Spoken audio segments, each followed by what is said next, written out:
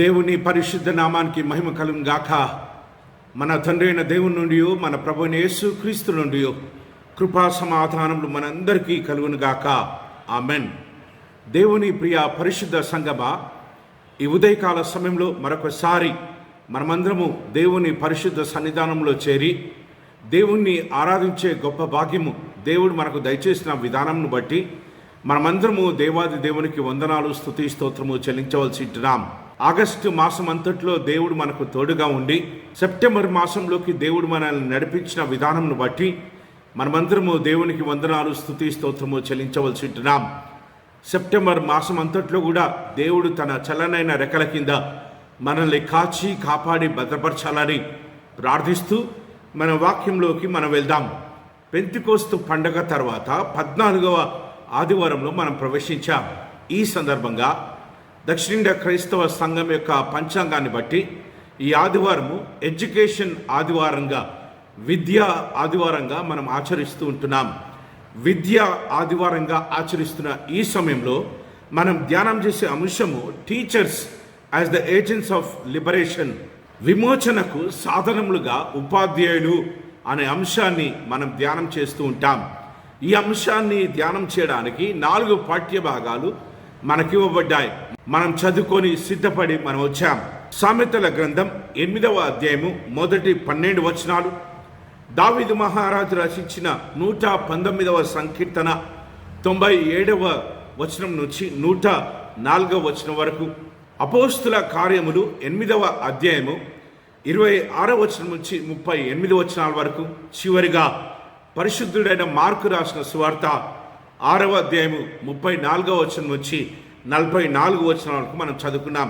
ఈ భాగాలలో ఉంటున్న లోతైన అర్థాలు, ఈ భాగాలలో ఉంటున్న గూఢార్థాలను, ఈ భాగాలలో ఉంటున్న అనేకమైన సత్యాలను పరిశుద్ధాత్మ దేవుడు మనకు బయలుపరచాలని ప్రార్థనాపూర్వకంగా మనం దేవుని వాక్యాన్ని విందాం. పూర్ణ ఆత్మతో, పూర్ణ శక్తితో, పూర్ణ బలముతో, పూర్ణ వివేచనతో దేవుణ్ణి మాత్రమే ఆరాధించడానికి, దేవుణ్ణి మాత్రమే గణపరచడానికి, వాక్యాన్ని మాత్రమే ధ్యానం చేయడానికి పరిశుద్ధాత్మ దేవుడు మనకు కృప దయచేయాలని ప్రార్థనాపూర్వకంగా మనం దేవుని వాక్యాన్ని విందాం. ఎక్కడ 2-3 ప్రభువు నామం పేరిట ఐక్యమవుతారో వారి మధ్యలో ప్రభువు ఉంటానని సెలవిచ్చాడు. కాబట్టి మన మధ్యలో ప్రభువు ఉన్నాడన్న విశ్వాసంతో, మన మధ్యలో ప్రభువు ఉన్నాడన్న భయముతో, భక్తితో దేవుని ఆరాధించడానికి ప్రయత్నం చేద్దాం. దేవుణ్ణి అడుగుదాం, పరిశుద్ధాత్మ దేవా నాతో మాట్లాడు, నీ మెలనైన స్వరము చేత నాతో మాట్లాడు. రానున్న కాలంలో ఏ రీతిగా జీవించాలో, ఒక ఉపాధ్యాయుడిగా, ఒక ఉపాధ్యాయురాలుగా నేను ఏ రీతిగా విమోచించే సాధనముగా నేను జీవించాలో, విమోచించే వ్యక్తిగా సంఘంలో, సమాజంలో బ్రతకాలో నీ వాక్యం ద్వారా మాతో మాట్లాడు తండ్రి అని ప్రార్థనాపూర్వకంగా మనం దేవుని వాక్యాన్ని విందాం. ఆయన మాట్లాడే దేవుడు, ఆయన హృదయాలను తట్టే దేవుడు, ఆయన హృదయాలను పరిశోధించే దేవుడు తన మెల్లనైన స్వరం చేత తప్పకుండా మాట్లాడుతూ ఉంటాడు. అలాంటి విశ్వాసంతో వాక్యాన్ని వినడానికి మనం ప్రయత్నం చేద్దాం. భారతదేశంలో ప్రతి సెప్టెంబర్ 5వ తారీఖు టీచర్స్ డేగా మనం సెలబ్రేట్ చేసుకుంటూ ఉంటాం. ఈ టీచర్స్ డే ఏ రీతిగా ఆరంభమైందో మనందరికీ తెలుసు. మన దేశం యొక్క 2nd ప్రెసిడెంట్ మరియు భారతదేశం యొక్క అత్యధికమైన పురస్కారం అందుకుని భారత్ రత్న అనే పురస్కారాన్ని అందుకున్న డాక్టర్ సర్వేపల్లి రాధాకృష్ణ యొక్క జన్మదినము టీచర్స్ డేగా రూపాంతరం చెందిన విధానం మనందరికీ తెలుసు. డాక్టర్ సర్వేపల్లి రాధాకృష్ణ ఒక ఉపాధ్యాయుడు. తన శ్రేయోభిలాషులందరూ కలిసి తన బర్త్డే చేయాలని ఆశపడ్డప్పుడు ప్రెసిడెంట్గా తను ఇచ్చిన విజ్ఞాపన ఏంటిది అంటే, నా బర్త్డే రోజు ఉపాధ్యాయులందరినీ గౌరవించండి, ఉపాధ్యాయులందరికీ సన్మానం చేయండి, ఉపాధ్యాయుల దినంగా దీన్ని మనము సెలబ్రేట్ చేసుకోవాలి అనే ఆలోచన తెలియబుచ్చినప్పుడు అప్పటి నుంచి కాలక్రమేణా సెప్టెంబర్ 5వ తారీఖు డాక్టర్ సర్వేపల్లి రాధాకృష్ణ గారి యొక్క జన్మదినం రోజు ఉపాధ్యాయుల దినంగా భారత ప్రభుత్వం డిక్లేర్ చేయడం జరిగింది. అప్పటి నుంచి ప్రతి సంవత్సరం కూడా సెప్టెంబర్ 5వ తారీఖున టీచర్స్ డేని మనం సెలబ్రేట్ చేస్తూ ఉంటాం. సెప్టెంబర్ 5వ తారీఖు దగ్గరగా ఉంటున్న ఆదివారం సెప్టెంబర్ 5వ తారీఖు తర్వాత కానీ, సెప్టెంబర్ 5వ తారీఖు ముందు కానీ ఏ దినమైతే ఆదివారం వస్తుందో దగ్గరగా ఉంటున్న ఆదివారాన్ని ఎడ్యుకేషన్ సండేగా దక్షిణ ఇండియా క్రైస్తవ సంఘం వారు సెలబ్రేట్ చేస్తూ ఉంటారు. ఎడ్యుకేషన్ సండేగా సెలబ్రేట్ చేయమని దక్షిణ ఇండియా క్రైస్తవ సంఘాలన్నిటికీ కూడా ఆదేశం ఇవ్వడం జరిగింది. టీచర్స్ డేని పురస్కరించుకొని విద్య ఆదివారంగా మనం సెలబ్రేట్ చేస్తున్న ఈ సమయంలో మనం ధ్యానం చేసే అంశం ఏంటిదంటే విమోచనకు సాధనములుగా ఉపాధ్యాయులు, teachers as the agents of liberation అనే అంశాన్ని మనం ధ్యానం చేస్తూ ఉంటున్నాం. వాక్యం వింటున్న ప్రియ స్నేహితులారా, ప్రస్తుత కాలంలో మనం చూసినట్టయితే గత కాలానికి ప్రస్తుత కాలానికి మనం పోల్చుకున్నట్టయితే ఒక ఉపాధ్యాయుడు గనక తన్ను తాను అప్డేట్ కాకపోతే, తన్ను తాను కాలక్రమేణా అప్డేట్ కాకపోతే తాను ఒక విమోచన సాధనంగా ఉండలేడు అన్న నగ్న సత్యం మనందరికీ తెలుసు. ఒక ఉపాధ్యాయుడు ఏ రీతిగా ఉండాలి అంటే క్రియేటివ్గా ఉండాలి, క్రియాత్మకమైన ఉపాధ్యాయుడిగా ఉండాలి, కంపాషనేట్ టీచర్గా అంటే దయ చూపించే ఉపాధ్యాయుడిగా, కరుణించే ఉపాధ్యాయుడిగా, కనికరించే ఉపాధ్యాయుడిగా ఉండాలి. మూడవ గుణం ఏ రీతిగా ఉండాలంటే సాంఘిక పరమైన బాధ్యత, సమాజపరమైన బాధ్యతను వహించే ఉపాధ్యాయుడిగా ఉండాలి. సాంఘిక బాధ్యతలను, సమాజపరమైన బాధ్యతలను తన యొక్క స్టూడెంట్స్కి, తన యొక్క విద్యార్థుల జీవితాలలో ఇంప్లాంట్ చేసే ఉపాధ్యాయుడిగా ఉండాలి. అప్పుడే ఆ ఉపాధ్యాయుడు విమోచనకు సాధనంగా మారిపోతూ ఉంటాడు. విద్యార్థుల జీవితాలను విమోచిస్తూ ఉంటాడు, విద్యార్థుల జీవితాలను రూపాంతరపరుస్తూ ఉంటాడు, విద్యార్థుల జీవితాలను చీకటిలో నుంచి వెలుగులోకి నడిపిస్తూ ఉంటాడు. ఉపాధ్యాయ వృత్తి ఒక నోబెల్ ప్రొఫెషన్, చాలా ఉన్నతమైన వృత్తి, చాలా విలువలతో కూడిన వృత్తి, చాలా జీవితాలను వెలిగించే వృత్తి, చాలా జీవితాలను మంచి అన్న దాని మీద పునాది వేసే వృత్తి. కాబట్టి ఉపాధ్యాయులు తమ వృత్తిలో అలసట ప్రదర్శించకుండా, చులకన భావాన్ని తమను తాము వ్యక్తపరచుకోకుండా విద్యార్థుల జీవితాలలో మంచి లక్షణాలను, మంచి గుణగణాలను ఇంప్లాంట్ చేయడం ద్వారా చక్కటి భావి భారతదేశాన్ని నిర్మిస్తున్నాము అన్న ఆనందముతో, అన్న ఉత్సాహముతో ఉపాధ్యాయుడు జీవించవలసిన అవసరత ఎంతైనా ఉంది. ఈ సమయంలో ఈ అంశాన్ని ధ్యానం చేసే మనము, ఈ అంశాన్ని ధ్యానం చేసే ఉపాధ్యాయుడు, ఈ అంశాన్ని ధ్యానం చేసే టీచర్స్ క్వశ్చన్ చేసుకోవాల్సిన క్వశ్చన్ ఏంటిదంటే, నేను ఒక ఉపాధ్యాయుడిగా నిజంగా విమోచించే ఉపాధ్యాయుడిగా ఉన్నానా? జీవితాలను వెలిగించే ఉపాధ్యాయుడిగా ఉన్నానా? జీవితాలను చిగురింపజేసే ఉపాధ్యాయుడిగా నేను ఉన్నానా? నా విద్యార్థులను, దేవుడు నాకు ఇచ్చిన స్టూడెంట్స్ని వారి వారి జీవితాలను వెలిగించే ఉపాధ్యాయుడిగా ఉన్నానా?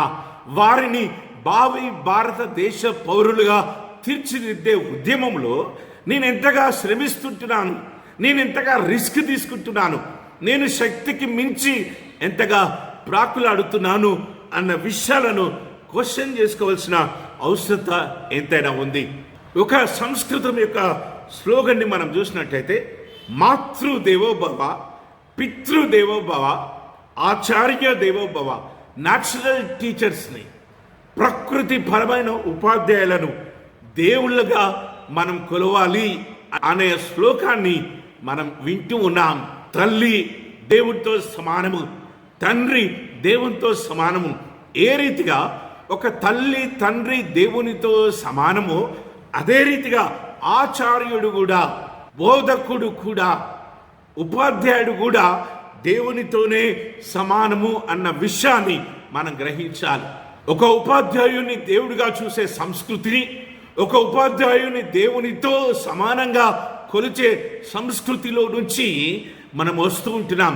అలాంటి పవిత్రమైన వృత్తిలో ఉంటున్న ఉపాధ్యాయులు వారి యొక్క పవిత్రమైన వృత్తిని ఎప్పుడూ వమ్ము చేయకుండా ఆ పవిత్రమైన వృత్తికి పవిత్రతను చేకూర్చే ఉపాధ్యాయుడిగా, ఉపాధ్యాయురాలుగా ఉండాలి అన్న విషయాలను దేవుడు ఈ సమయంలో మనతో మాట్లాడుతుంటున్నాడు. చాలా విషయాలలో మార్పులను మనం చూస్తుంటున్నాం. న్యూ నార్మల్ సిట్యుయేషన్లో మనం జీవిస్తూ ఉంటున్నాం. న్యూ ఎడ్యుకేషన్ పాలసీని ఇంప్లిమెంట్ చేస్తున్న సందర్భాలలో మనం చూస్తూ ఉంటున్నాం. క్లాస్ రూమ్ టీచింగ్స్లో నుంచి ఆన్లైన్ టీచింగ్స్లోకి మనము రూపాంతరపరచబడుతున్న విధానాన్ని మనం చూస్తుంటున్నాం. క్లాస్ రూమ్ టీచింగ్స్లో నుంచి జూమ్ ప్లాట్ఫామ్స్లో, గూగుల్ మీట్లో, ఈ రీతిగా ఆన్లైన్ ప్లాట్ఫామ్స్లో టీచింగ్ చేయవలసిన అవసరతలు మనం చూస్తుంటాం. ఎన్నో వ్యత్యాసాలు, ఎన్నో మార్పులు గత 3-4 సంవత్సరాలలో, గత 5 సంవత్సరాలలో చోటు చేసుకున్నట్టుగా మనం చూస్తుంటున్నాం. పాతకాలంలో ఒకే సిలబస్ ఉండేది. ఇప్పుడు స్టేట్ సిలబస్ ఉంది, ఇప్పుడు సెంట్రల్ సిలబస్ ఉంది, ఇప్పుడు ఇంటర్నేషనల్ సిలబస్ ఉంది.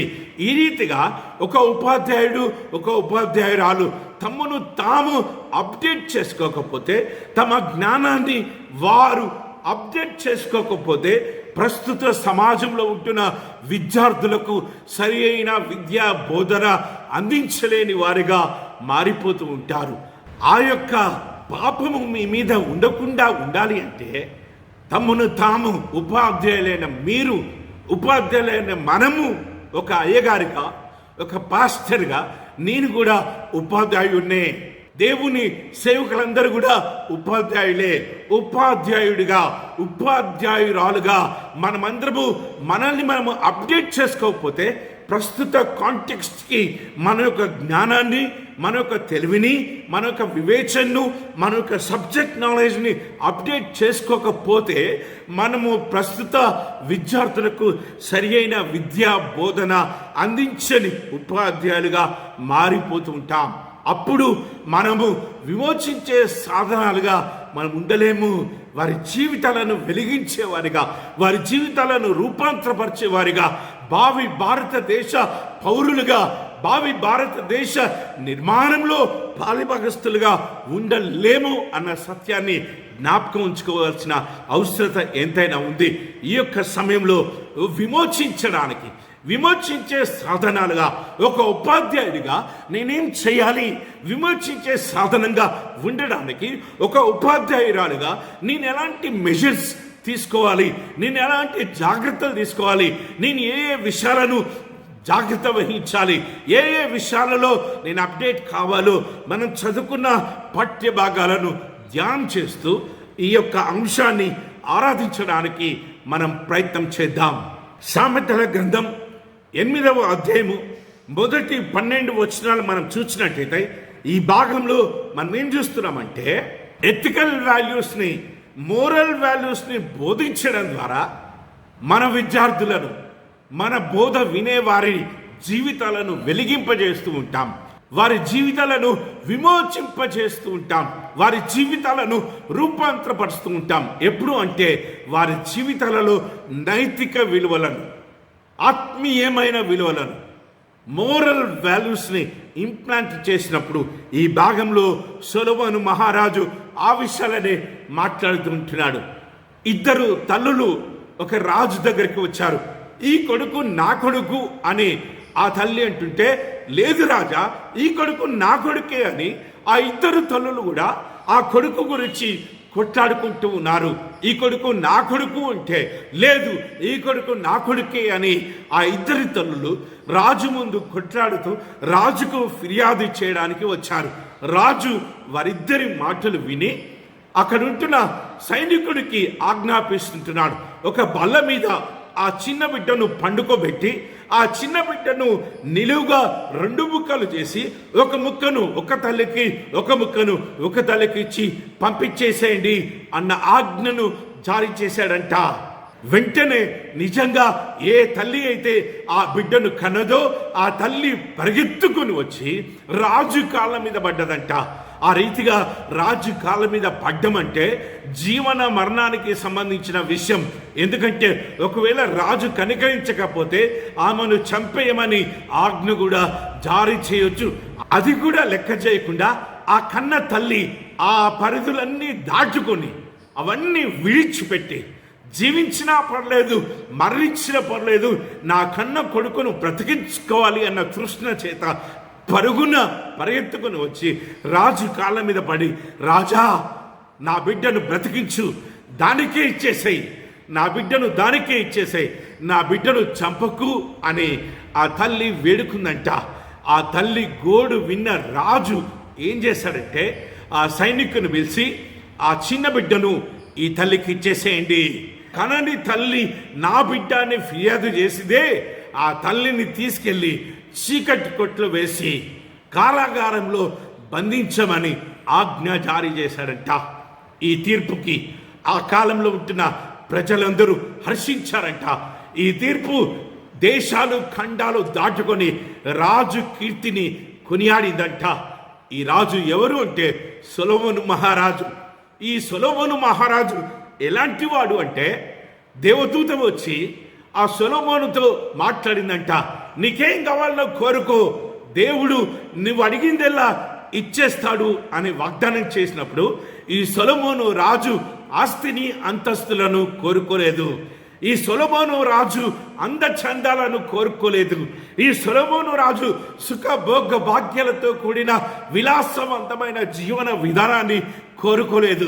ఈ సొలొమోను మహారాజు ఏం కోరుకున్నాడంటే, దేవా నీ బిడ్డలను సరైన రీతిలో పరిపాలించడానికి నాకు నీ జ్ఞానాన్ని ప్రసాదించు అని కోరుకున్నాడంట. అందుకే సొలొమోను మహారాజుకి ఇచ్చిన జ్ఞానము ఇప్పటి వరకు ఇంకా ఎవరికి ఇవ్వలేదంట, ఎవరికి కూడా ఇవ్వబడదంట. అలాంటి జ్ఞాని ఇప్పటి వరకు పుట్టలేదంట, ఇంకా పుట్టబడంట. అలాంటి మహాజ్ఞాని మాట్లాడుతున్న భాగంలో ఒక చిన్న భాగాన్ని మనం ధ్యానం చేసుకుంటున్నాం. సామెతల గ్రంథం 8వ అధ్యాయము మొదటి 12 వచనాలు మనం చదువుకున్నాం. మొదటి 3 వచనాలు మనం చూసినట్టయితే ఆ మొదటి 3 వచనాలలో సొలొమోను మహారాజు ఏమి జ్ఞాపకం చేస్తున్నాడంటే, జ్ఞానము ఘోషించుచున్నది, వివేచన తన స్వరము వినిపించుచున్నది, జ్ఞానము ఎక్కడ పడితే అక్కడ ఉన్నది, నడి మార్గములోను అది నిల్చుచున్నది, గుమ్మముల యొద్దను పూర ద్వారమునొద్దను పట్టణపు గవినుల యొద్దను అది నిలబడి ఇలాగు గట్టిగా ప్రకటన చేయుచున్నది. జ్ఞానము విస్తారంగా ప్రభావితమైన దినాలలో మనం జీవిస్తుంటున్నాం. ఎప్పుడో ఎన్నో సంవత్సరాల క్రితము చెప్పిన ఈ మాట ప్రస్తుత తరంలో ఏ రీతిగా నెరవేరుస్తుందో మనం గమనించాలి. జ్ఞానము గల వాడు తన కన్నులను తెరిచి చూడాలి, చెవులను తెరిచి వినాలి. గూగుల్ వెబ్సైట్లోకి మనం వెళ్ళినట్టయితే, ఫేస్బుక్లోకి వెళ్ళినట్టయితే, ఇన్స్టాగ్రామ్లోకి వెళ్ళినట్టయితే, వాట్సాప్లోకి వెళ్ళినట్టయితే, యూట్యూబ్లోకి వెళ్ళినట్టయితే, ఈ సోషల్ మీడియాలో ఎంత జ్ఞానాన్ని మనము చూడొచ్చో, ఎంత జ్ఞానాన్ని మనం సంపాదించుకోవచ్చో, ఈ మాట ఎంతగా నెరవేరిందో మనం ఊహించుకోవచ్చు. జ్ఞానము ఘోషించున్నది, జ్ఞానము నడి మార్గములో ఉన్నది, జ్ఞానము ఎక్కడి పడితే అక్కడ ఉన్నది. జ్ఞానాన్ని అరిచేతులు మనము సంపాదించుకోగలుగుతున్నాం, జ్ఞానాన్ని అరిచేతులలో మనం చదువుకోగలుగుతున్నాం. ఈ మాటలనే సొలొమోను మహారాజు జ్ఞాపకం చేస్తున్నాడు. ఇంతగా జ్ఞానము దొరుకుతున్న ఈ కాలంలో నిజమైన జ్ఞానానికి కావాల్సిన లక్షణాలను ఏంటో సొలొమోను మహారాజు 5వ వచనం నుంచి 9వ వచనం వరకు రాస్తూ ఉంటున్నాడు. 5వ వచనం నుంచి 9వ వచనం వరకు ఏం రాస్తున్నాడంటే, మంచి జ్ఞానం ఉంది, చెడు జ్ఞానం ఉంది. అయితే దేవుని బిడ్డలారా, చెడు జ్ఞానాన్ని విడిచిపెట్టి మంచి జ్ఞానాన్ని సంపాదించుకోండి అని సొలొమోను మహారాజు జ్ఞాపకం చేస్తుంటున్నాడు. జ్ఞానము లేనివారులారా, జ్ఞానము ఎట్టిదైనది తెలుసుకొనుడి, బుద్ధిహీనులారా బుద్ధి ఎట్టిదైనది యోచించి చూడుడి. నేను శ్రేష్టమైన సంగతులను చెప్పేదను, వినుడి.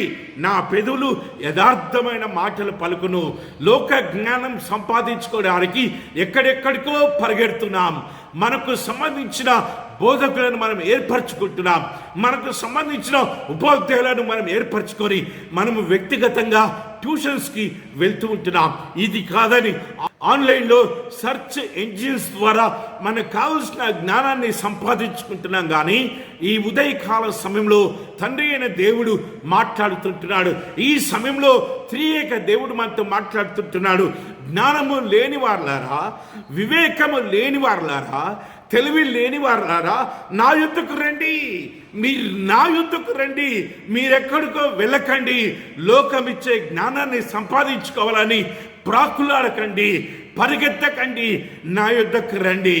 వాక్యం వింటున్న ప్రియ స్నేహితులారా, ఉపాధ్యాయులమైన మనము మన విద్యార్థులను, దేవుని బిడ్డలను, దేవుని రూపాలను ఎక్కడికి తిప్పాలి అంటే, ఎక్కడికి పంపించాలి అంటే, ఎక్కడికి నడిపించాలి అంటే, ఎక్కడికి తీసుకెళ్ళాలి అంటే త్రియేక దేవుని దగ్గరికి తీసుకెళ్ళాలి. జ్ఞానానికి మూలమైన ఆ దేవుని దగ్గరికి తీసుకెళ్ళాలి. జ్ఞానానికి కర్త అయిన ఆ దేవుని దగ్గరికి తీసుకెళ్ళాలి. జ్ఞానమిచ్చే దేవుని దగ్గరికి, తెలివినిచ్చే దేవుని దగ్గరికి, వివేచనిచ్చే త్రియేక దేవుని దగ్గరికి మనం తీసుకెళ్ళాలి. యెహోవా యందు భయము భక్తి కలిగి ఉండుట జ్ఞానానికి మూలము అని సొలొమోను మహారాజు ఈ యొక్క సామెతల గ్రంథంలో ఎన్నో మార్లు తెలియజేశాడు. ఈ వాక్యాన్ని మనం ఎత్తి పట్టుకోవాలి. మన విద్యార్థులను దేవుని దగ్గరికి నడిపించాలి.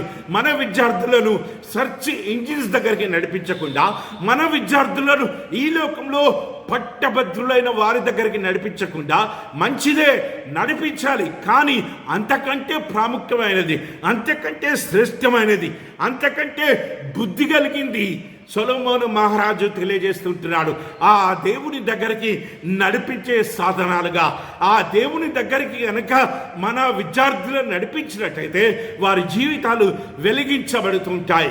ఆ త్రియేక దేవుని ద్వారా వారి జీవితాలు వెలిగించబడుతుంటాయి. ఆ త్రియేక దేవుని ద్వారా వారి జీవితాలు రూపాంతరపరచబడుతుంటాయి. ఆ త్రియేక దేవుని ద్వారా వారి జీవితాలలో విపరీతమైన తెలివిని, జ్ఞానాన్ని, వివేచనను ఆ త్రియేక దేవుడు ఇస్తూ ఉంటాడు అన్న విషయాన్ని మనం జ్ఞాపకం చేసుకోవాలి. నేను శ్రేష్టమైన సంగతులను చెప్పేదను, వినుడి. నా పెదవులు యథార్థమైన మాటలే పలుకును. నా పెదవులు యథార్థమైన మాటలే పలుకుతాయి. నా దగ్గర యథార్థతనే ఉంది. నా దగ్గర మోసము లేదు. నా దగ్గర చీటింగ్ లేదు. నా దగ్గర దుష్టత్వం లేదు. నా దగ్గర మేలు చేసే మాటలే ఉన్నాయి. నా దగ్గర యథార్థమైన మాటలే ఉన్నాయని త్రియేక దేవుడు జ్ఞాపకం చేస్తూ ఉంటున్నాడు. ఈ మహాజ్ఞాని అయిన సొలొమోను మహారాజు అనే బోధకుడు జ్ఞాపకం చేస్తుంటున్నాడు.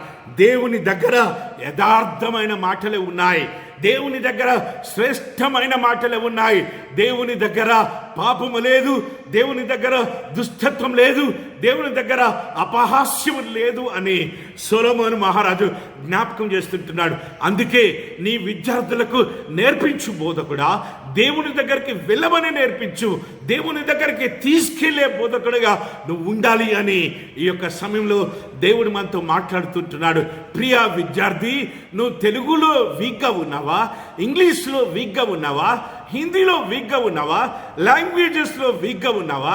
లాంగ్వేజెస్ గ్రామర్లో వీక్గా ఉన్నావా? మ్యాథ్స్ నీకు అర్థమే కావట్లేదా?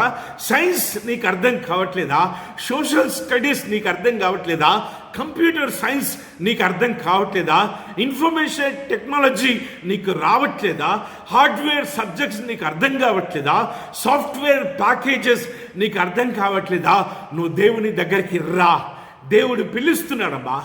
నీకు జ్ఞానము కొద్దుగా ఉన్నట్లయితే, నీ జ్ఞాపక శక్తి కొద్దుగా ఉన్నట్లయితే, నీలో లాజిక్స్ లేకున్నట్లయితే, నీలో కాన్సన్ట్రేషన్ లెవెల్స్ తగ్గినట్లయితే, నీలో షార్ప్నెస్, నీలో అటెంటివ్నెస్ పూర్తిగా తగ్గిపోతున్నట్లయితే, నువ్వు చేయవలసిన ఒకే ఒక పని ఏంటిదంటే దేవుని దగ్గరికి పరిగెత్తుకొని రా.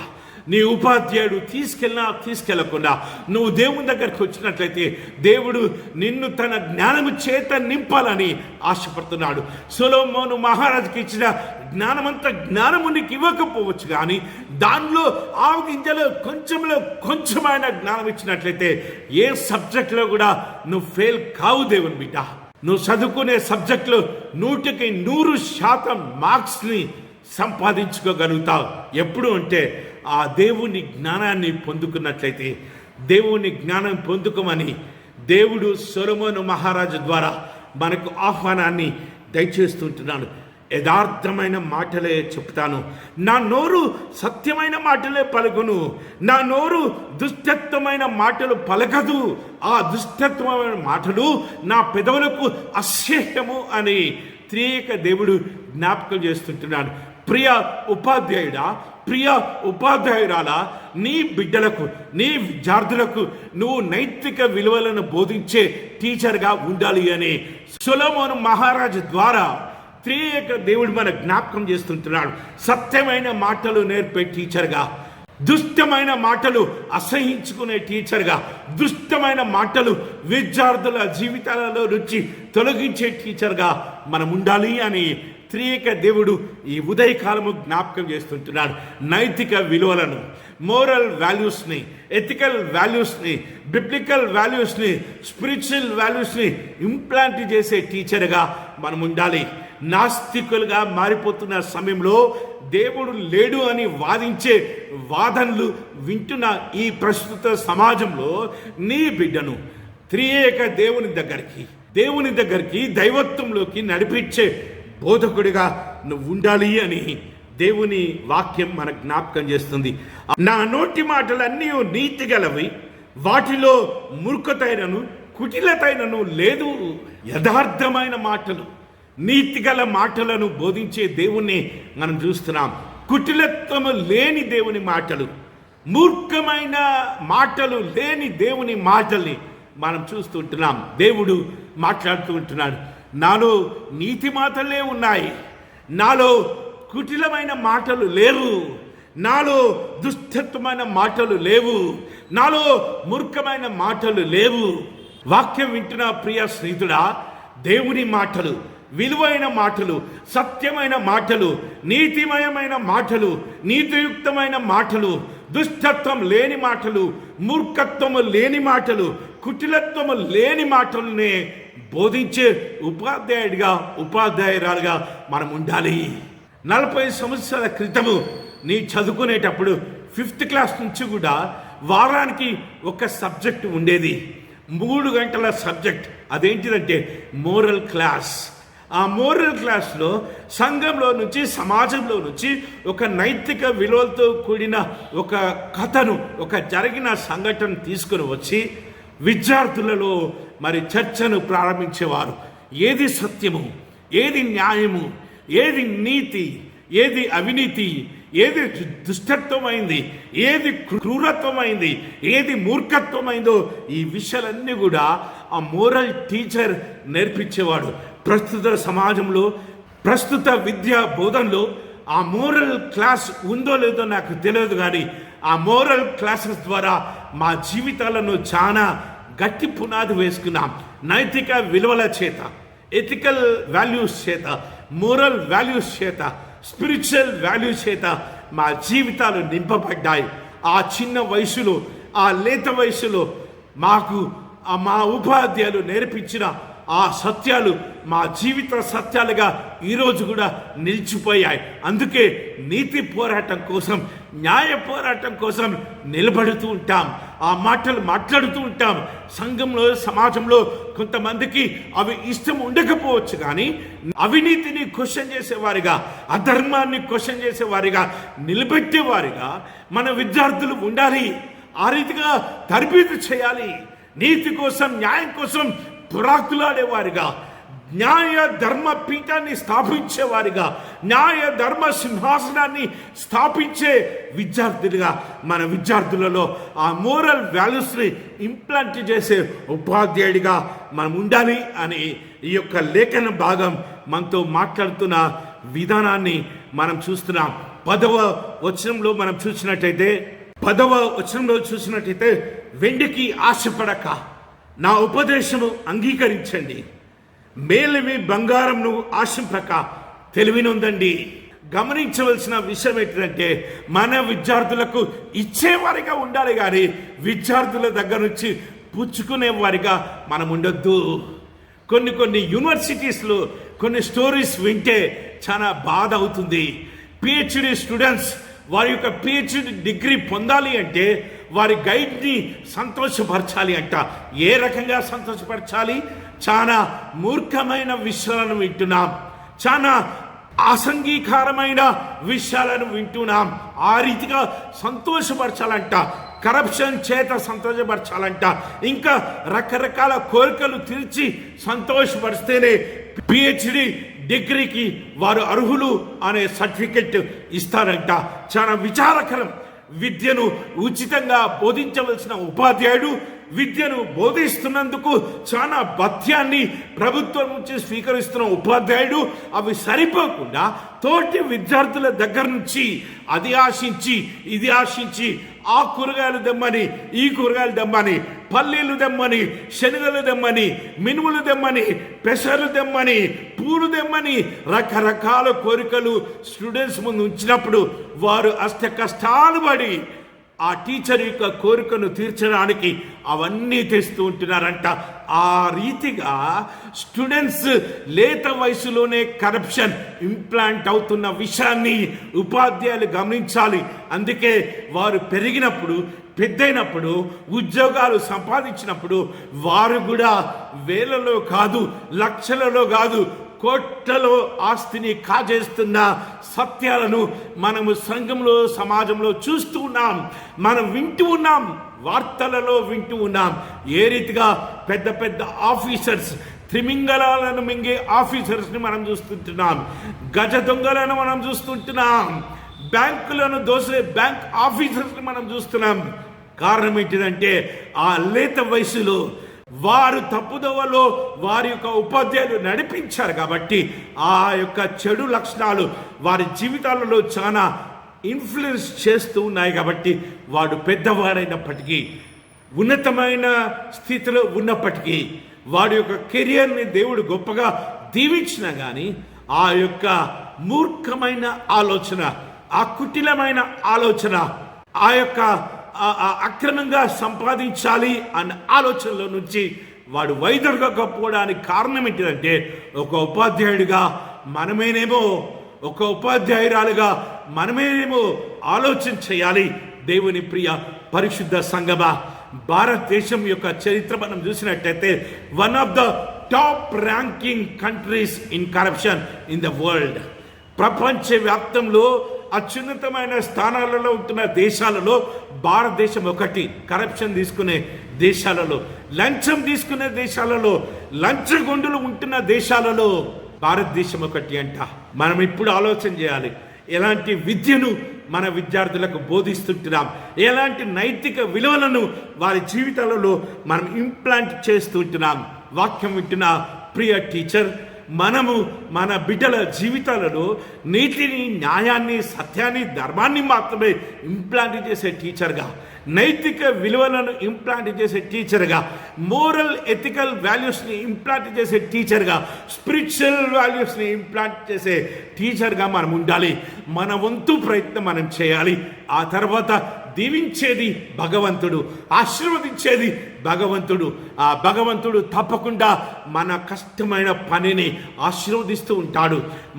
మనము నేర్పించే మన విద్యార్థులు తప్పకుండా భావి భారతదేశ నిర్మాణంలో పాలిభాగస్తులు అవుతూ ఉంటారు అన్న విషయాన్ని మనము గ్రహించవలసిన అవసరత ఎంతైనా ఉంది. పత్రిక భాగాన్ని మనం చూసినట్లయితే అపోస్తుల కార్యములు 8వ అధ్యాయము 26వ వచనం నుంచి 38వ వచనం వరకు మనం చదువుకున్నాం. ఈ భాగంలో మనం ఏం చూస్తున్నామంటే ఇథియోపియా దేశం నుంచి ఒక నపుంసకుడు యెరూషలేము దేవాలయానికి వచ్చి తన మొక్కుబడులను తీర్చుకొని వెళ్ళిపోతుంటున్నాడంట. ఇతను ఎవరు అంటే ఇథియోపియాలను పరిపాలించే రాణి అయిన కందాకే రాణి కింద ఒక మంత్రి. ఏ మంత్రి అంటే కందాకే రాణి ధరాగారం అంతటి మీద ఈయన మంత్రి. ఈ నపుంసకుడు ఇథియోపియా దేశం నుంచి చాలా దూర ప్రయాణం, దీర్ఘకాల ప్రయాణము చేసి యెరూషలేము దేవాలయానికి వచ్చి తన మొక్కుబడిని తీర్చుకొని తిరిగి ఇథియోపియా దేశానికి వెళ్ళిపోతుంటున్న సందర్భాన్ని మనం చూస్తున్నాం. తిరుగు ప్రయాణం జరిగిన ఆశ్చర్యకరమైన సంఘటన మనం చూస్తుంటున్నాం. ఇక్కడ ప్రభుదూత పేతురుతో మాట్లాడుతుంది. పేతురు, నువ్వు లేచి దక్షిణముగా వెళ్ళి యెరూషలేము నుండి గాజాకు పోవు అరణ్య మార్గంలో ఇథియోపియుల నపుంసకుణ్ణి కలుసుకోమని ఫిలిప్పుతో చెప్పినప్పుడు అతడు లేచి వెంటనే మాత్రం ఆలోచన చేయకుండా వెంటనే దిగ్గున లేచి వెంటనే ప్రయాణించి అతన్ని కలుసుకున్న సందర్భాన్ని మనం చూస్తున్నాము. ఈ ఇథియోపియాల నపుంసకుడు ఏం చేస్తున్నాడంటే అతడు తిరిగి వెళ్ళుచు యెరూషలేము దేవాలయంలో తన మొక్కుబడులను తీర్చుకొని తిరిగి తన స్వదేశానికి వెళ్ళిపోతున్న మార్గంలో తన రథం మీద కూర్చుండి ప్రవక్త అయిన యెషయా గ్రంథము చదువుచుండెను. యెషయా గ్రంథంలో ప్రాముఖ్యంగా 53వ అధ్యాయాన్ని చదువుతూ ఉంటున్నాడు.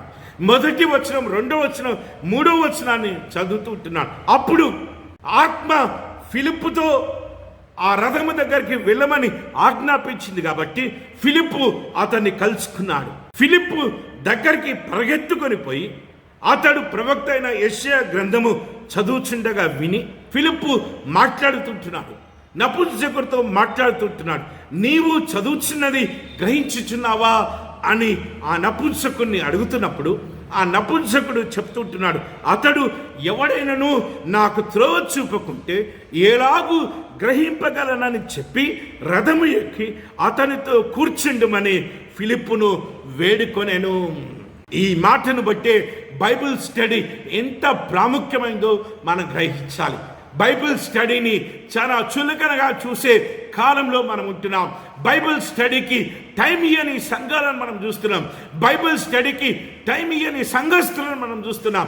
ఏదో నామకార్థంగా ఏదో చదవాలని, ఏదో బైబిల్ అంతా పూర్తి చేయాలని ప్రతిదినము ఒక అధ్యాయమో 2 అధ్యాయాలు ఒక పుస్తకమో ఈ రీతిగా చదువుతున్నారు. కానీ అర్థమయ్యేటట్టు, గ్రహించుకునేటట్టు దైవ వాక్యాన్ని, దేవుని వాక్యాన్ని మనం చదువుతున్నామా లేదా ఆలోచన చేయాలి. కాన్సన్ట్రేటెడ్గా మనము వాక్యాన్ని చదువుతున్నామా లేదా ఆలోచన చేయాలి. ఈ సమయంలో మనము కూడా మన విద్యార్థులు కాన్సన్ట్రేటెడ్గా మనం ఇచ్చే లెసన్స్ని చదువుతున్నారా, మన బోధన వింటున్నారా లేదా ఒక ఉపాధ్యాయుడిగా గ్రహించవలసిన అవసరత ఎంతైనా ఉంది.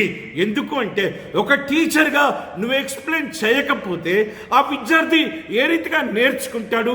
ఏదో మొక్కుబడిగా ఒక ఫార్ములా ఎక్స్ప్లెయిన్ చేసి ఆ కింద ఉన్న 30 క్వశ్చన్స్ నువ్వే పూర్తి చేసుకొని రా అని హోంవర్క్ ఇస్తే వాడు ఎప్పుడు పూర్తి చేయాలి?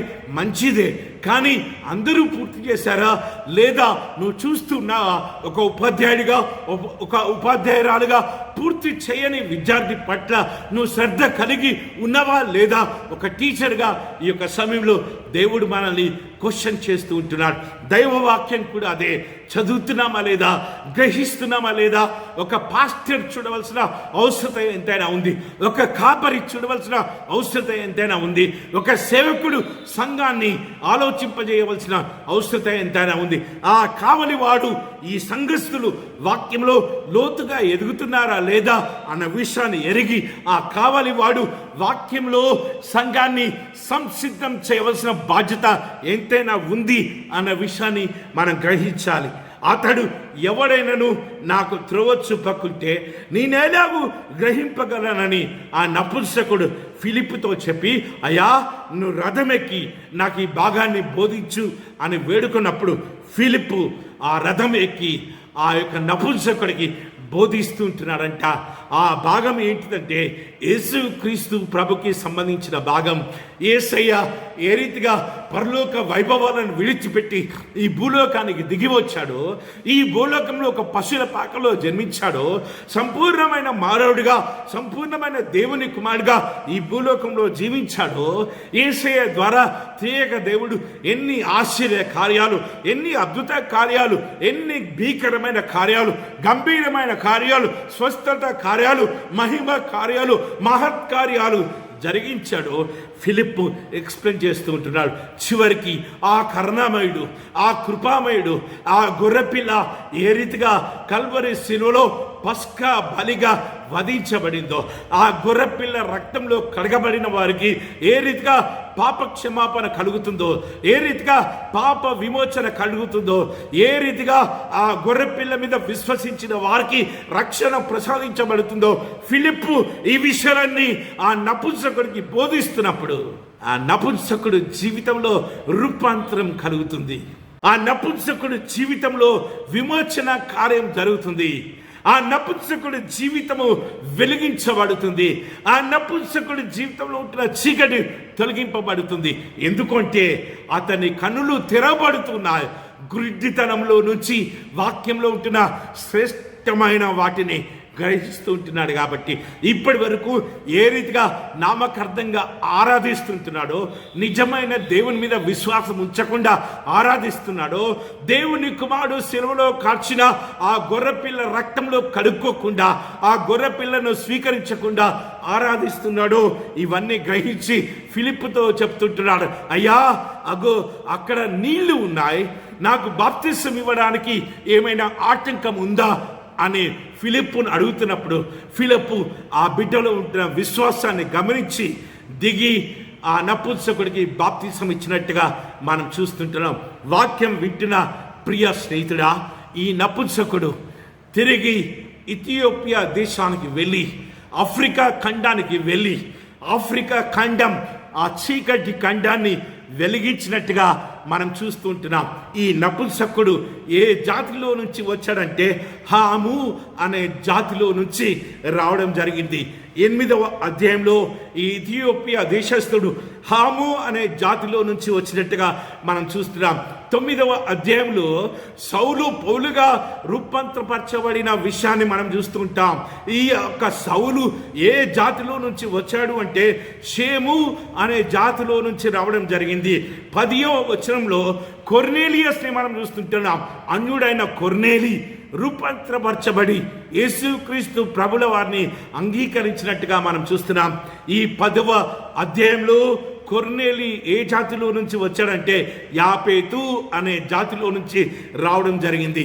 8వ అధ్యాయము హాము అనే జాతి, 9వ అధ్యాయము షేము అనే జాతి, 10వ అధ్యాయము యాపేతు అనే జాతులను మనం చూస్తున్నాం.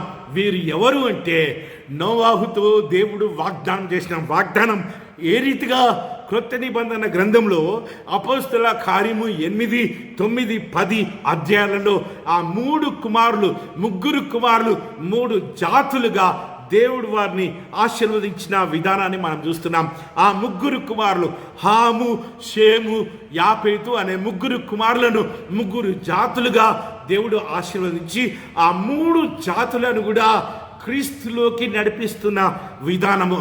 ఈ ఇథియోపియా నపుంసకుడి ద్వారా హాము జాతిని అపోస్తలుడైన పౌలు ద్వారా, షేము జాతిని కొర్నేలి ద్వారా, యాపేతు జాతిని అంటే సర్వ ప్రపంచాన్ని ఈ 3 జాతులతో నిండిపోయిన సర్వ సృష్టిని దేవునిలోకి, దైవత్వంలోకి, క్రీస్తులోకి నడిపించబడిన విధానాన్ని ఈ యొక్క అధ్యాయాలలో మనం చూస్తున్నాం. దేవుని వాక్యం వింటున్న ప్రియ టీచర్, మనము పరిగెత్తే టీచర్గా ఉండాలి. అర్థం కాని విద్యార్థికి బోధించే టీచర్గా ఉండాలి.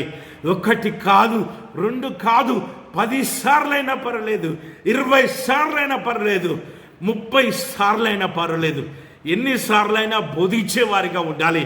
వారు అర్థం చేసుకునే వరకు బోధించేంత ఓపిక, సహనము, ప్రేమ కలిగిన బోధకుడిగా, ఉపాధ్యాయురాలుగా మనం ఉండాలి అని ఈ భాగం మన జ్ఞాపకం చేస్తుంది. ఆ యొక్క విద్యార్థితో ప్రయాణించే టీచర్గా, ఆ సబ్జెక్ట్లో ఉంటున్న టీచర్ ఆ విద్యార్థితో ప్రయాణించాలి. నా విద్యార్థులకు సైన్స్ అర్థమవుతుందా కావట్లేదా, నా విద్యార్థులకు ఒకవేళ మ్యాథ్స్ టీచర్ అయితే మ్యాథ్స్ సరిగా అర్థమవుతుందా లేదా, 50 మందిలో ఒక 40 మందికి అర్థమైతే తృప్తి పొందడం కాదు టీచర్, 50కి 50 మందిని అర్థమయ్యేటట్టు చేసే సాధనాలుగా దేవుడు నిన్ను ఆశీర్వదించాలని నువ్వు ప్రార్థన చేయి. నువ్వు సిద్ధపడు. 50 మందిలో ఒక్క విద్యార్థిని కూడా విడిచిపెట్టని టీచర్గా నువ్వు ఉండాలి అని దేవుడు మాట్లాడుతుంటున్నాడు. ఆ ఫిలిప్పుతో పరిశుద్ధాత్మ దేవుడు మాట్లాడినప్పుడు ఫిలిప్పు అలసట ప్రదర్శించలే. ఆ కష్టతరమైన అరణ్య మార్గంలో పోవడానికి వెనుదీయలేదు. ఈ విషయాలను మనం జాగ్రత్తగా ఆలోచన చేయాలి.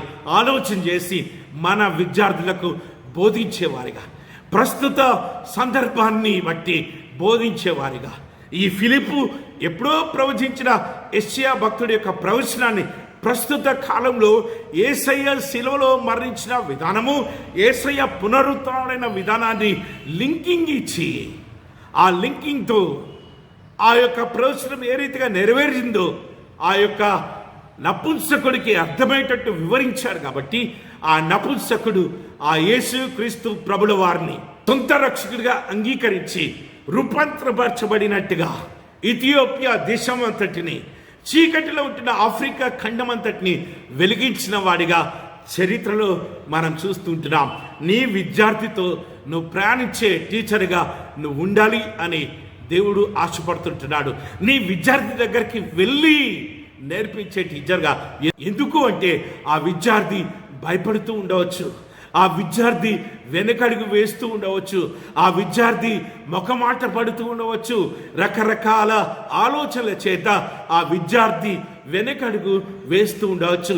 ఈ విషయాన్ని టీచరే గమనించిన ఆ టీచర్ విద్యార్థి దగ్గరికి వెళ్ళే టీచర్గా, విద్యార్థికి అర్థమయ్యేటట్టు నేర్పించే టీచర్గా, సమయ సందర్భాలను బోధించి ఆ విద్యార్థికి ఆ అర్థం కాని సబ్జెక్ట్ని అర్థమయ్యేటట్టు బోధించే టీచర్గా మనం ఉండాలి అని ఈ భాగం మన జ్ఞాపకం చేస్తుంది.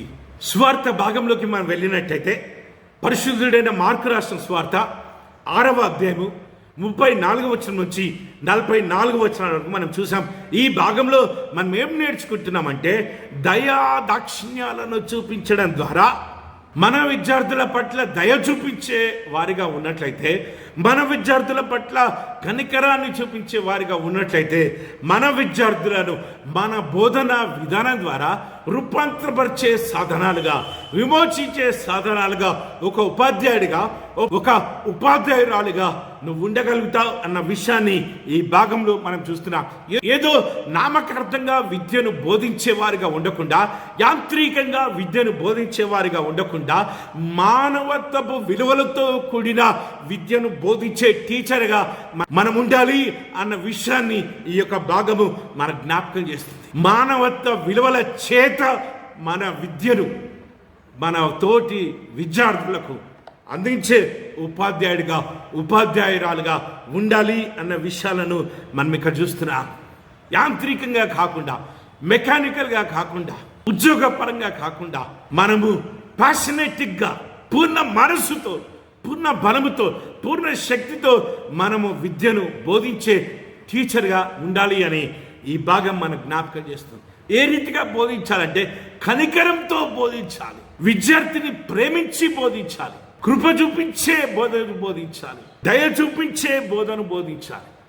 మన విద్యార్థుల మీద కనికరపడాలి. ఎందుకు అంటే ఒక్కొక్క విద్యార్థి పెరుగుతున్న వాతావరణం ఒక్కొక్క రీతిగా ఉంటుంది, ఒక్కొక్క పద్ధతిలో ఉంటుంది.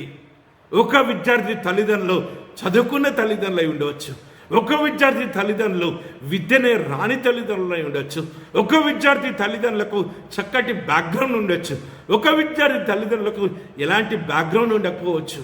నిన్నే దేవుడిగా, నిన్నే దైవంగా భావించి ఆ తల్లిదండ్రులు ఆ విద్యార్థిని నీకు అప్పగించారు టీచర్. ఈ విషయాన్ని నువ్వు ఎప్పుడూ మర్చిపోదమ్మా. ఈ విషయాన్ని మర్చిపోకుండా నీ విద్యార్థులకు కంపాషనేట్తో, నీ విద్యార్థులకు ప్యాషన్తో, నీ విద్యార్థులకు కైండ్నెస్తో, నీ విద్యార్థులకు సంపూర్ణమైన ప్రేమతో నీ కన్న బిడ్డలను ఏ రీతిగా పెంచి ప్రయోజకులుగా చేస్తూ ఉంటావో ఆ రీతిగానే ఆ విద్యార్థులకు బోధన అందించే వారిగా నువ్వు ఉండాలి అన్న విషయాన్ని ఈ భాగంలో మనం చూస్తున్నాం. 34వ వచనంలో మనం చూసినట్టయితే ఈ భాగం యొక్క కాంటెక్స్ట్ ఏంటిదంటే యేసయ్య కొండ మీద చేస్తున్న ప్రసంగాన్ని మనం విన్నాం. ఈ భాగము యేసయ్య కొండ మీద చేస్తున్న ప్రసంగమే దీర్ఘకాల ప్రసంగము. ఒక సువార్తలో 3 దినాలు చేసినట్టుగా మనం చూస్తున్నాం. ఈ సువార్తలో ఒక దినమంతా యేసయ్య బోధించినట్టుగా మనం చూస్తున్నాం. కొండ మీద చేసిన ప్రసంగంలో యేసయ్య ఏ రీతిగా ప్రసంగించాడు అన్న లోతైన విలువలను ఈ భాగం మనకు బోధిస్తుంది. చివరిగా యేసయ్య చేసిన ఆశ్చర్య కార్యాన్ని మనకు బోధిస్తుంది. మనం చూద్దాం. 34వ వచనం మనం చూసినట్లయితే గనక యేసు వచ్చి ఆ గొప్ప జన సమూహాన్ని చూచి వారు కాపరి లేని గొర్రెల వలె ఉన్నందున వారి మీద కనికరపడి వారికి అనేక సంగతులను బోధింపసాగెను. ఈ టీచర్ ప్రభుత్వ ఉద్యోగి కాదు. ఈ టీచర్కి ప్రభుత్వం జీతం ఇవ్వట్లేదు. ఈ టీచర్ ఇక్కడ ఉచితంగా బోధిస్తున్నట్టుగా మనం చూస్తున్నాం. ఈ టీచర్కున్న తలాంతులు, ఈ యేసు అనే గురువుకుంటున్న తలాంతులు, యేసు అనే గురువుకుంటున్న ఆత్మీయమైన విలువలు ఈ యేసు అనే గురుకుట్టిన ఆత్మీయమైన లక్షణాలు, ఈ యేసు అనే గురుకుట్టిన మోరల్ వాల్యూస్ని, ఈ యేసు అనే గురుకుట్టిన ఎథికల్ వాల్యూస్ని కాపరి లేకుండా ఉంటున్న గొర్రెలు ఏ రీతిగా చెల్లాచెదరైపోతాయో, ఆ కాలంలో ఉంటున్న ఆ ప్రజలు, దారిద్ర్య రేఖకు దిగువగా ఉంటున్న ఆ ప్రజలు, ఆ విధవరాళ్ళు, ఆ వితంతులు, ఆ అనాథ బిడ్డలు, అల్లరి చిల్లరగా పెరుగుతున్న ఆ చిన్నారులను చూసి యేసయ్య కనికరపడ్డాడంట. దేవుని బిడ్డ జాలి పడ్డాడంట. వారికి మంచి మాటలు బోధించాలని, వారి జీవితాలను విలువలతో నింపాలని, వారి జీవితాలను గట్టి పునాది వేయాలని యేసయ్య తలంచి ఓ దీర్ఘకాల ప్రసంగాన్ని, ఓ దీర్ఘకాల బోధను బోధిస్తూ వస్తున్నట్టుగా మనం చూస్తుంటున్నాం. సాయంకాలం అయిందంట, ఉదయం ప్రారంభించాడు అనేకమైన బోధిస్తూ. ఎందుకంటే చెల్లా చెదరైపోయారు. వారికి ఒక టీచర్ లేరు, వారికి ఒక పాస్టర్ లేడు, వారికి ఒక గొర్రెల కాపరి లేరు, వారికి ఒక సేవకుడు లేరు, వారికి ఒక అయ్యగారు లేరు, వారికి ఒక ఉపాధ్యాయుడు లేరు, వారికి ఒక ఉపాధ్యాయురాలు లేరు. కాబట్టి చెల్లా చెదరైపోయారు, ఇండిసిప్లిన్ అయిపోయారు. ఇండిసిప్లిన్ అయిపోయిన ఆ జన సమూహం మీద జాలిపడి, ఇండిసిప్లిన్ అయిపోయిన ఆ జన సమూహం మీద కనికరపడి వారిని డిసిప్లిన్లోకి నడిపించడానికి, దేవుని మార్గంలో నడిపించడానికి, జ్ఞానయుక్తమైన మార్గంలో నడిపించడానికి ఈ మంచి బోధకుడు, యేసు అనే ఈ మంచి గురువు వాక్యాన్ని బోధించడం ప్రారంభించాడంట. ఉదయం నుంచి సాయంకాలం వరకు జాగ్రత్తగా విన్నారు. శిష్యులు ఆలోచన చేస్తున్నారు. మెల్లగా వచ్చారు. అయ్యా, సాయంకాలం అయింది, మనమున్న ప్రాంతం అరణ్య ప్రాంతం. వారు వెళ్ళి పక్క గ్రామంలోకి వెళ్ళి ఏమైనా కొనుక్కొని తినాలి అంటే వారు వెళ్ళిపోవాలి, వారిని విడిచిపెట్టు అని శిష్యులు యేసయ్య దగ్గరికి వచ్చి చెప్పినప్పుడు యేసయ్య వారితో మాట్లాడుతుంటున్నారు. మీరే వారికి భోజనం పెట్టండి. అయ్యా, వారికి భోజనం పెట్టే అనే డబ్బులు మా దగ్గర లేవు, మేము అంతగా ఉన్న ధనికులం కాదయ్యా అని యేసయ్యతో చెప్పినప్పుడు యేసయ్య అడుగుతున్నాడు, సరే మీ దగ్గర ఏమున్నవి? ఆ శిష్యులు వెళ్ళి ఆ జన సమూహంలో అన్వేషించినప్పుడు ఒక చిన్న కుమారుడి దగ్గర 5 రొట్టెలు 2 చేపలు ఉన్నాయంట. వాళ్ళు వచ్చారు. శిష్యులు తిరిగి యేసయ్య దగ్గరకు వచ్చి, యేసయ్య, ఒక చిన్న కుమారుడి దగ్గర 5 రొట్టెలు 2 చిన్న చేపలు మాత్రమే ఉన్నాయని చెప్పినప్పుడు, సరే అవి నాకు ఇచ్చి జన సమూహాన్ని కూర్చోబెట్టండి అని ఆజ్ఞాపించినప్పుడు ఆ శిష్యులు 100 మందను ఒక లైన్ని, 50 మందను ఒక లైన్ని, ఆ రీతిగా పంక్తులుగా కూర్చోబెట్టారంట. యేసయ్య 5 రొట్టెలు 2 చేపలు తీసుకొని తండ్రి యొద్దకు ఆకాశం వైపు చూచి ఆశీర్వదించి ప్రార్థన చేశాడంట. వాటిని విరిచి వడ్డించమన్నాడంట. ఆ చేపలిచ్చి పంచిపెట్టమన్నాడంట. హల్లెలూయా! దేవుడు చేసిన ఆశ్చర్య కార్యం ఏంటిదంటే, ఆ మంచి బోధకుడి ద్వారా జరిగిన గొప్ప కార్యం ఏంటిదంటే 5,000 మంది పురుషులు తృప్తిగా తినారంట. అంటే అంతకు మించి ఎంతోమంది స్త్రీలు, ఎంతోమంది చిన్నపిల్లలు కడుపు నిండా భోంచేశారంట. 12 గంపలు మిగిలాయంట. దేవుని మీద ఆనుకొని మనం జీవించినట్టయితే, ఒక ఉపాధ్యాయుడిగా, ఒక ఉపాధ్యాయురాలిగా మనం దేవుని మీద ఆనుకొని జీవించినట్టయితే మన యొక్క విద్య బోధను దేవుడు ఆశీర్వదిస్తూ ఉంటాడు. కృతజ్ఞత చెల్లించేవారిగా, మన విద్యార్థులను దేవుని వైపు నడిపించేవారిగా, దేవునికి కృతజ్ఞత స్తుతులు చెల్లిస్తే దేవుడు ఆశీర్వదిస్తాడని యేసయ్య ఆ కాలంలో ఉంటున్న జన సమూహానికి వాక్యాన్ని బోధించాడు. అందుకే ఆశ్చర్యకార్యం జరిగింది, అద్భుత కార్యం జరిగింది. కానీ విని ఎరగని గొప్ప కార్యం వారి కళ్ళ ముందే జరిగింది. మన బిడ్డల్ని దేవునిలోకి, దైవత్వంలోకి, దేవుని వాక్యంలోకి నడిపించే సాధనాలుగా ఉండాలి. కేవలం సెక్యులర్ ఎడ్యుకేషన్ మాత్రమే కాకుండా స్పిరిచువల్ ఎడ్యుకేషన్, వేదాంతాన్ని, దేవుని జ్ఞానాన్ని, దేవుని శాస్త్రాన్ని, మంచి విలువలను, ఆత్మీయమైన విలువలను, ఆత్మీయమైన లక్షణాలను బోధించే వారిగా ఉండాలి. మన విద్యార్థుల మీద కనికరపడేవారిగా, దయ చూపించేవారిగా, ప్రేమించేవారిగా ఉండాలి. వారి అక్కరను తీర్చేవారిగా ఉండాలి. ఆకలితో నిండిపోయిన వారి జీవితాలను యేసయ్య ఒక అద్భుత కార్యం చేసి వారి ఆకలిని తీర్చి తృప్తిపరిచినట్టుగా మనం చూస్తుంటున్నాం. మన జీవితాలు కూడా దేవునికి సమర్పించుకున్నట్టయితే, ప్రార్థించి మన వృత్తిని ప్రారంభించినట్టయితే, దేవునికి భయపడి మన వృత్తి ధర్మాన్ని నిర్వహిస్తున్నట్టయితే, మన వృత్తి ధర్మం ద్వారా, మన విద్యా బోధన ద్వారా, మన ఉపాధ్యాయ వృత్తిలో అద్భుత కార్యాలు చూస్తూ ఉంటాం, ఆశ్చర్య కార్యాలు చూస్తూ ఉంటాం. మన విద్యార్థులు ఫలించిన వృక్షం వలె ఎదుగుతూ ఉన్న విషయాలను మనం చూస్తూ ఉంటాం. అలాంటి కృప తప్పకుండా దేవుడు నీకు ఇస్తాడమ్మా.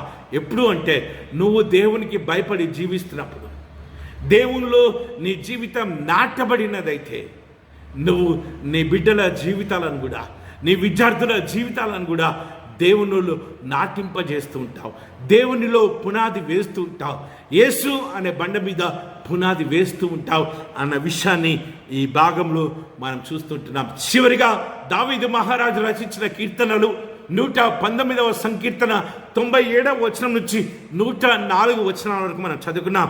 ఈ భాగంలో మనం ఏం చూస్తున్నామంటే, మనల్ని మనం అప్డేట్ చేసుకోవడం ద్వారా మన యొక్క విద్యార్థులను రూపాంతరపరచగలుగుతుంటాం, విమోచించగలుగుతుంటామన్న సత్యాన్ని ఈ భాగంలో దేవుడు మన జ్ఞాపకం చేస్తుంటున్నాడు. దావీదు మహారాజు రాస్తుంటున్నాడు.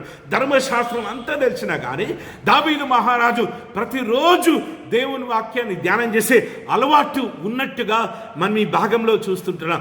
ధర్మశాస్త్రాన్ని ధ్యానం చేస్తూ ఉంటున్నాడు, ధర్మశాస్త్రాన్ని ప్రియంగా ఎంచుతూ ఉంటున్నాడు, ఆజ్ఞల ప్రకారమే జీవిస్తూ ఉంటున్నాడు, ధర్మశాస్త్రాన్ని పాటిస్తూ ఉంటున్నాడు, శాసనాలను ధ్యానిస్తుంటున్నాడు. అందుకే దావీదు మహారాజు రాస్తుంటున్నాడు, నా శత్రువుల కంటే మించిన జ్ఞానము, నా బోధకులందరికంటే మించిన విశేష జ్ఞానము నాకు కలుగుతున్నది. కారణం ఏంటిదంటే, దావీదు ప్రతి దినము దేవుని వాక్యం చేత అప్డేట్ అవుతూ ఉంటున్నాడు, దేవుని వాక్యం చేత నింపబడుతుంటున్నాడు. He is refilling himself with the word of God. దేవుని వాక్యం చేత నింపబడుతూ ఉంటున్నాడు ప్రతి నిత్యము, ప్రతి క్షణము. అందుకే దావీదు మహారాజు రాస్తూ ఉంటున్నాడు, యెహోవా నా కాపరి, నాకు లేమి లేదు.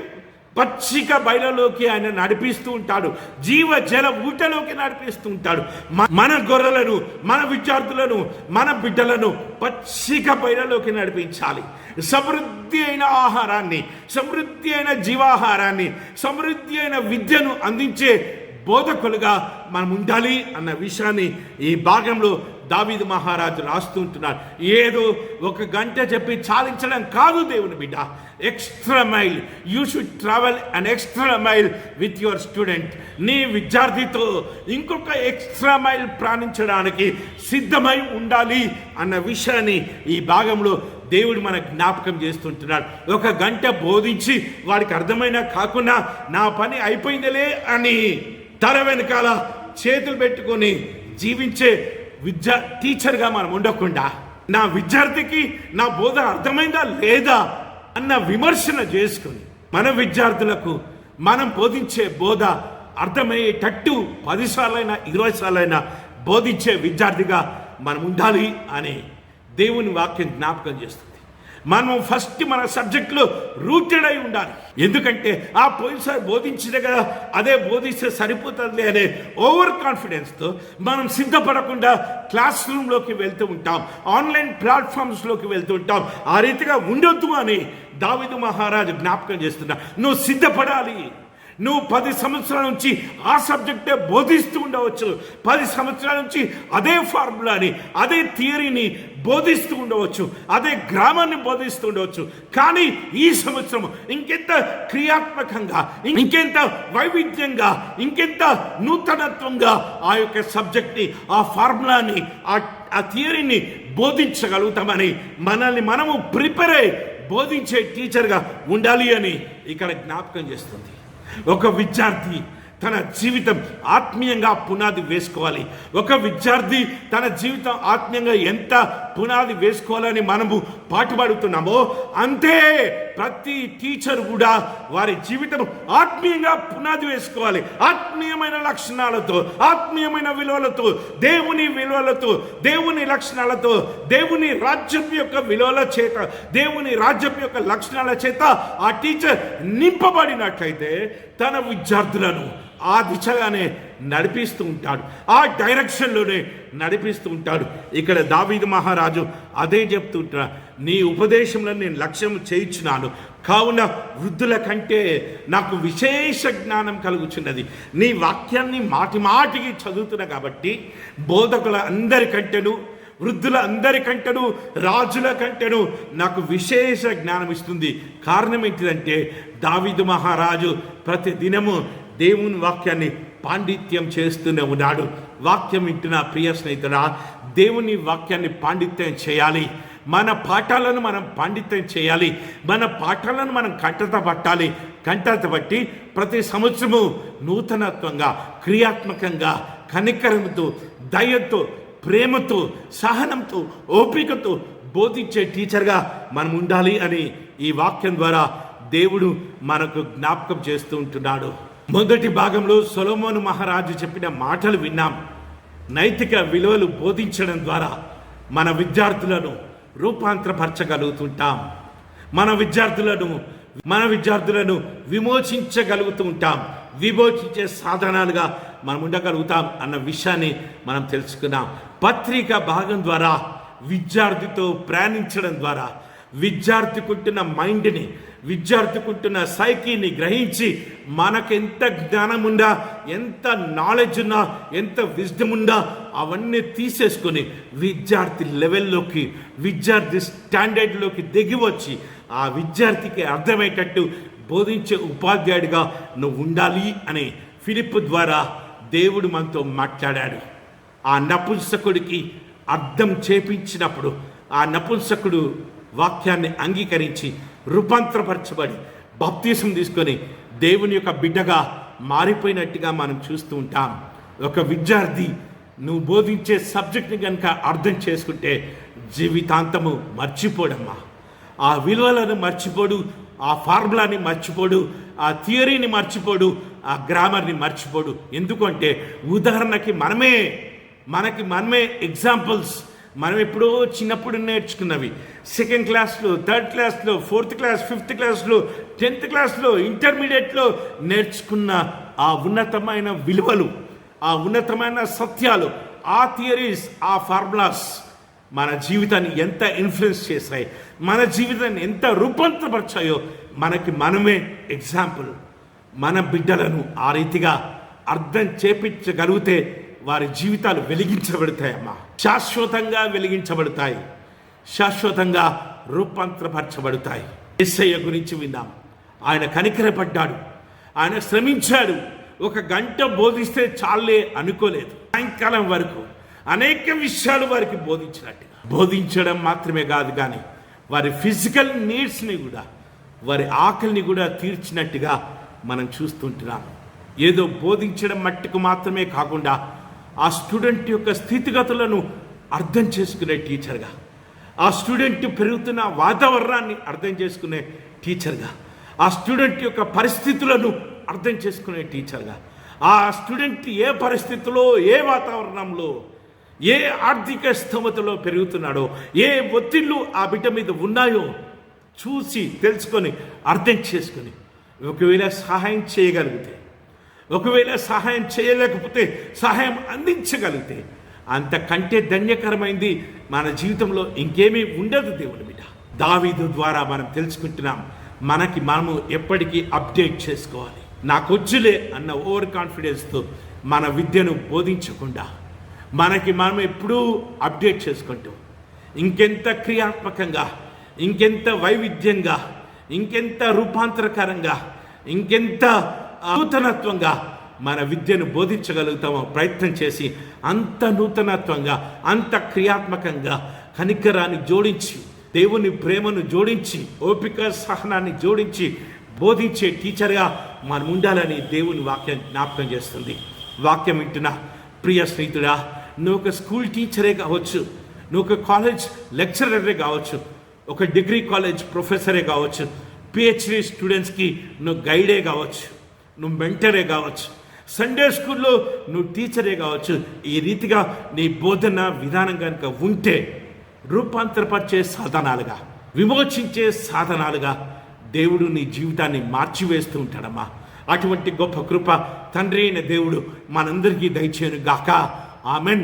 తలలోంచి ప్రార్థన చేసుకుందాం.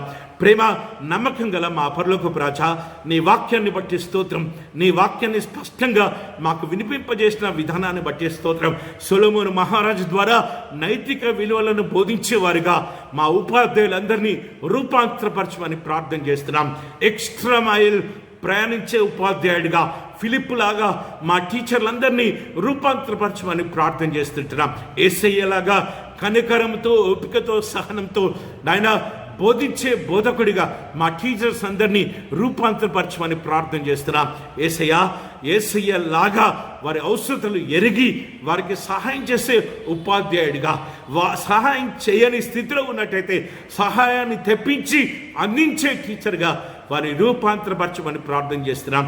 దావీదు మహారాజు సెలవిచ్చినట్టు ఎప్పటికీ అప్డేట్ చేసుకొని క్రియాత్మకంగా నాయన నూతనత్వంగా వైవిధ్యముతో నాయన వారి యొక్క విద్యను బోధించే టీచర్గా మా టీచర్లను రూపాంతరపరచమని నాయన ఆ దిశగా బోధించినప్పుడు వారే రూపాంతరపరిచే సాధనాలుగా, విమోచించే సాధనాలుగా, విద్యార్థుల జీవితాలను వెలిగించే సాధనాలుగా, విద్యార్థుల జీవితాలను చక్కటి ఆత్మీయమైన విలువలతో, నైతిక విలువలతో పునాది వేసే టీచర్లుగా వారు రూపాంతరపరచబడతారు అన్న సత్యాన్ని ఎరిగి ఆ దిశగా ప్రయాణించడానికి, ఈ ఉన్నతమైన విలువలతో వారి బోధను ప్రారంభించడానికి, వారి బోధలో మార్పులు చేసుకుని ఇక మీదట ఈ దిశగా బోధను బోధించే టీచర్లుగా వారిని ఆయుధపరచమని నాయన విద్యను బోధించే ప్రతి టీచర్ని, స్కూల్ టీచర్స్ని, నాయన ప్రైమరీ టీచర్స్ని, మాంటిసరీ టీచర్స్ని, యేసయ్యా నాయన అంగన్వాడీ టీచర్స్ని,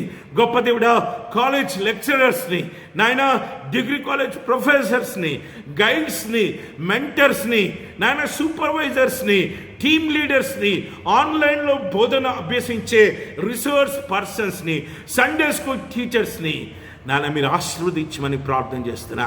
గొప్ప దేవుడా రానైతున్న కాలంలో భావి భారతదేశ నిర్మాణానికి పునాదులు వేసే సాధనాలు వీరే అన్న సత్యాన్ని ఎరిగి నాన్న అలసట ప్రదర్శించకుండా, అలసిపోకుండా, సొమ్మసిల్లకుండా నాయన ఎక్స్ట్రా మైల్ ప్రయాణించే టీచర్గా మా టీచర్స్ అందరినీ ఆశీర్వదించమని ఘనత, మహిమ, ప్రభావాలు మీకే చెల్లిస్తూ యేసు అనే గురువును ఆదర్శంగా తీసుకొని నాయన యేసయ్య ప్రకారము వారి బోధను విస్తరింపజేయడానికి నీ కృప దయచేయమని యేసు పరిశుద్ధ నామమున ప్రార్థన చేస్తున్నాము తండ్రి.